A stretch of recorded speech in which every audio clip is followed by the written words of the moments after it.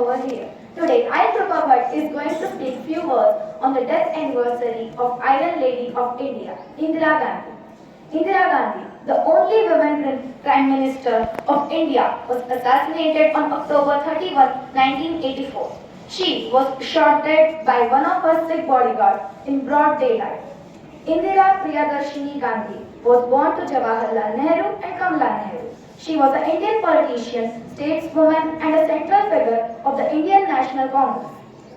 She served as Prime Minister of India from January 1966 to March 1977 and again from January 1980 until her assassination in October 1984. Several schools and colleges, especially in Congress-run states, will organize rallies and programs in remembrance of Indira Gandhi. As a Prime Minister, Indira was known for her political intransigency and unprecedented centralization of power. She took many significant political decisions during her tenure, along with the infamous emergency of India from 1975 to 1977.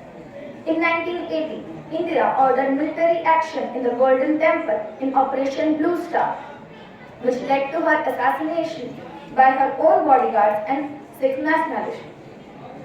The death anniversary of Indira Gandhi is marked by Rashtriya Sankalp Divas or National Pledge Day. The occasion is dedicated to Indira Gandhi and her service to India.